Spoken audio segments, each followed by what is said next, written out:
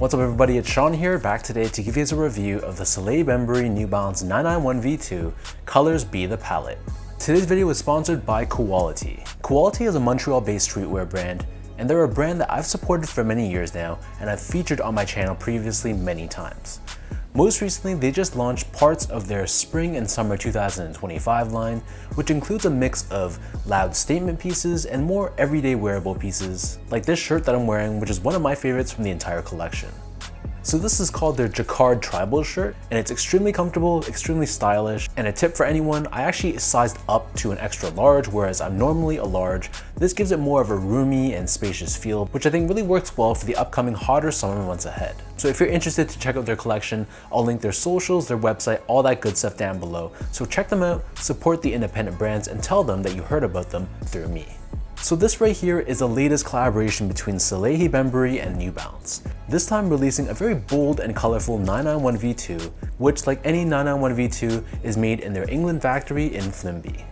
So this pair released first on Salehe Bembury's Be a Sponge website on March 13th, but at the time that I'm filming this, which is the day before the actual New Balance release, they're set to be releasing on newbalance.com on March 20th. So the retail price on Be a Sponge was $275. It's a pretty pricey shoe, which comes into the territory when you're buying New Balances made in UK models, but I think the overall quality of the shoe reflects that price point at least to some degree. The style code for this shoe is U991SB2, and unlike his previous 1500 collaboration, which was fairly muted, especially for his standards, this pair goes back to his roots of releasing a very colorful, very inventive take, and I think of all New Balance 991 V2s, this pair arguably is the most colorful to ever release so far. So first things first, here's a quick look at the packaging, and like any other Salehe Bembury New Balance release, we have the scenic graphic on the top and the sides. So in this case, we have a view of mountains, which I thought looks really, really nice. And then on this end of the box, we have the nickname of the shoe, Colors Be the Palette. So diving into the details of the shoe itself, on the toe box, this is covered in a purple colored mesh. Right above this, we have this bold blue colored synthetic layer. Overlaid on both sides of the toe box, we have these reflective silver panels, and then surrounding the front toe cap, we have very fuzzy and hairy purple genuine suede. This same suede covers the entire mid panel of the shoe, whereas the top two eyelets, this is covered in a reflective gray colored TPU. Stitched on top of the mid panel, we have the New Balance N logo. This is done in a mix of dark purple, white, and dark gray. And this is also reflective in nature as well. Moving downwards, we have more overlays of that long-haired purple suede, along with more of that purple mesh that we saw earlier on the front toe box. We have another purple suede layer covering the bottom of the heel. On the lateral side, we have this oval-shaped cutout, revealing that iconic Salehe Bembury fingerprint graphic. In the middle of the heel, we have another synthetic blue layer with V2 branding, and then we have this orange-colored hit at the very top of the heel. Covering the bottom of the heel, we have a gray-colored TPU heel clip with New Balance branding. This gives you structure and support around the back end of the sneaker. And then turning our attention back to the front, as far as the laces go, these come with 3 different lace options. The standard lace that they come with are a more muted, darker purple colored lace.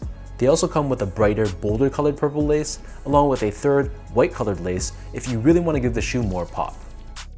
Beneath this, the tongue is primarily constructed out of that same purple colored mesh. However, we have the silky smooth woven layer on the top, and it features Salehe Bembury New Balance 991 V2 branding, and this is done in more of a salmon or peachy color.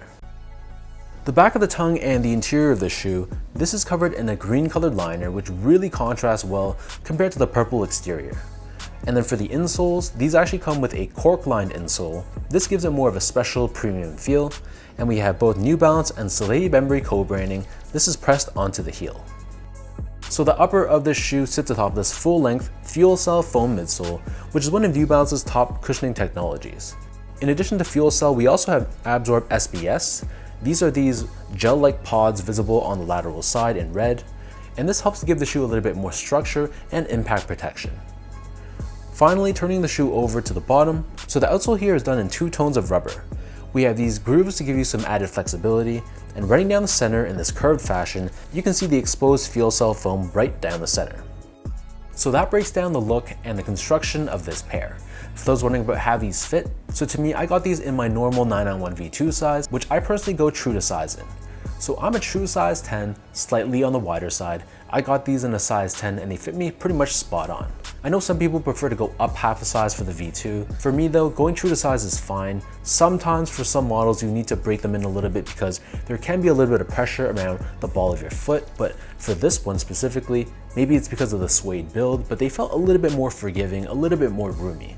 So I didn't feel any pinching or any pressure points on the toe box whatsoever. So I feel like for most people, if you go true to size, it should fit you fine, but whatever size you normally wear for this model, just go with that and it should fit you okay.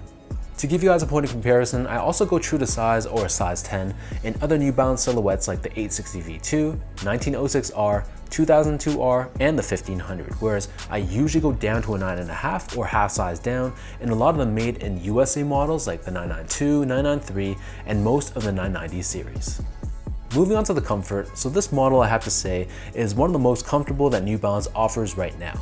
With the full-length fuel cell foam, you can really feel the softness underfoot, but because they utilize different types of foam in this midsole, it's not strictly fuel cell, it still retains a lot of support, and it doesn't feel like it's too soft or too mushy, so it's not going to be as soft and as dynamic feeling as, for example, a 990 V6, but I think this is a more well-rounded model, assuming you don't have really wide feet, and it's a model I'd recommend wearing if you're going to be on your feet for many hours.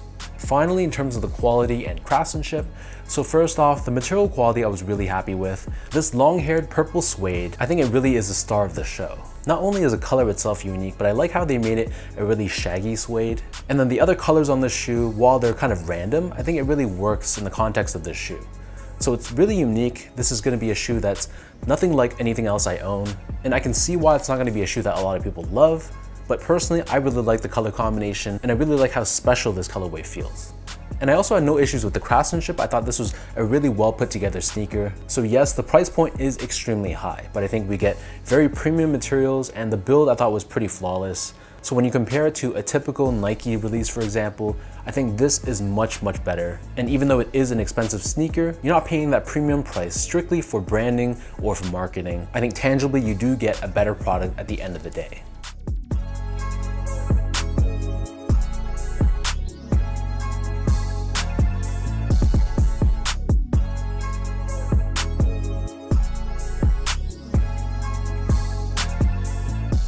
So with all of that out of the way now, let's toss these on feet, I'll lace them up, and I'll show you guys how these look.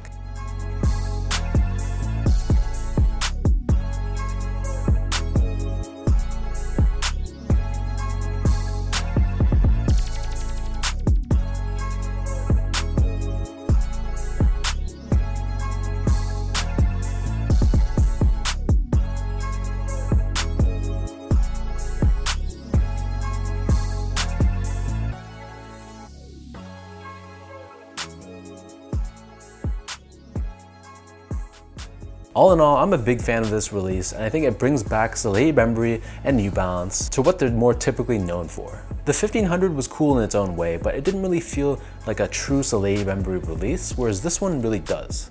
So again, like I mentioned, this isn't going to be a shoe for everyone, and even for myself, even though I love this pair, it's not going to be a shoe that I'm going to be wearing that often, just because of how loud and how random the colorway is.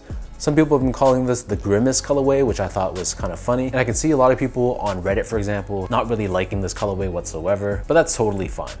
So leave your thoughts down below. Let me know, what do you guys think about this Colors Be the Palette release by New Balance and Salehe Bembury? For anyone watching, did you or are you planning on picking these up? Is the price point just too high for you? However you feel, leave your thoughts down below and let's talk about it. And as usual, if you guys enjoyed this review, be sure to like, comment, and subscribe to my channel if you haven't yet. I'll link my social media accounts, all that stuff down below, as well as the sponsor for today's video, Quality. So thanks again for watching. Hopefully you guys enjoyed this video, and I'll catch all of you in my next review.